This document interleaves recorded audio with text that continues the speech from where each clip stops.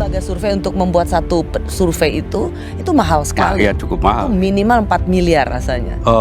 Enggak juga sih, mungkin di kami itu yang sudah saya tanyakan kepada lembaga survei untuk melakukan survei itu, kalau untuk responden kurang lebih 1.500 itu sekitar 900 sampai 1. Untuk Pulau Jawa, Terjadi dialog menarik saat Rosi menanyakan besaran jumlah biaya untuk sekali survei di sebuah lembaga survei kepada Guru Besar Statistik Profesor Asep Saifuddin. Rosi sempat menyebut angka minimal untuk menyelenggarakan survei adalah 4 miliar rupiah. lembaga survei untuk membuat satu survei itu mahal sekali. Iya, cukup mahal. Itu minimal 4 miliar rasanya. Minimal 4 miliar rasanya. Minimal 4 miliar rasanya. Namun hal itu dibantah oleh Asep. Menurutnya, informasi dari lembaga survei biayanya 900 juta sampai 1 miliar. Rosi lalu terkesan kaget dengan jawaban Asep jika survei tersebut dilakukan di Pulau Jawa. Untuk Pulau Jawa, Menurut Rosi, Pulau Jawa adalah provinsi kunci untuk Pilpres 2024, sehingga ia menyebut biayanya tidak mungkin sekecil itu. Ia lalu menyanggah Asep, "Tidak, Prof, angkanya tidak segitu." untuk seluruh Pulau Jawa sebagai provinsi dengan kunci Jawa Barat, Jawa Tengah, Jawa Timur. Iya. Enggak, Prof, lebih, Prof. 900 sampai itu yang saya dapatkan dari lembaga survei. Lebih mahal. Ya, Membuat survei untuk Kalau capres dan atau terkait dengan pemilih itu mahal sekali. Iya, Makanya kemudian kan ada pertanyaan siapa yang membiayai dan apakah hasilnya itu Betul. akan tergantung siapa yang membiayai, dan itu akan diarahkan pada pembiayaan siapa donaturnya atau siapa nah, sponsor. itu yang tidak boleh. Lalu Asep menimpali, jika angka tersebut didapat dari para lembaga survei. Kembali lagi Rosi menyanggah, untuk skala Pilpres membuat survei itu mahal sekali. Makanya selalu menjadi pertanyaan siapa sosok di balik sponsor survei tersebut. Lalu apakah mempengaruhi hasil dari lembaga survei tersebut?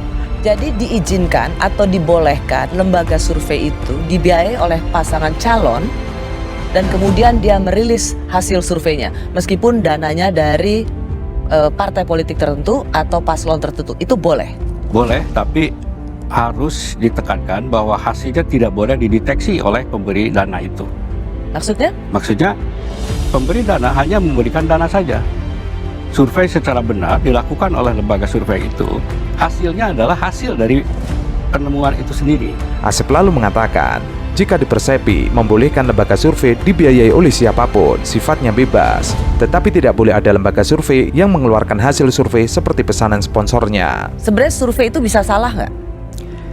Sejauh metodologinya benar, survei itu bisa berbeda tapi tidak salah. Karena itu potret saat itu. Tapi tidak berarti itulah yang akan terjadi.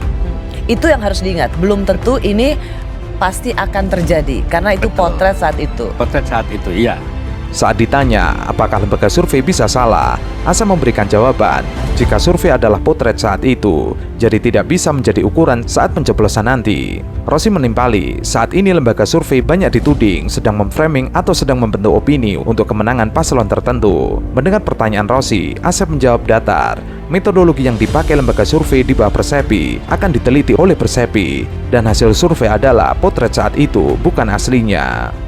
Ya nggak ada yang salah, cuman ini ya motretnya yang beda. Padahal selama ini lembaga survei banyak dituduh sengaja menggiring opini atau sengaja diarahkan untuk kepentingan paslon tertentu. Tergantung siapa yang bayar.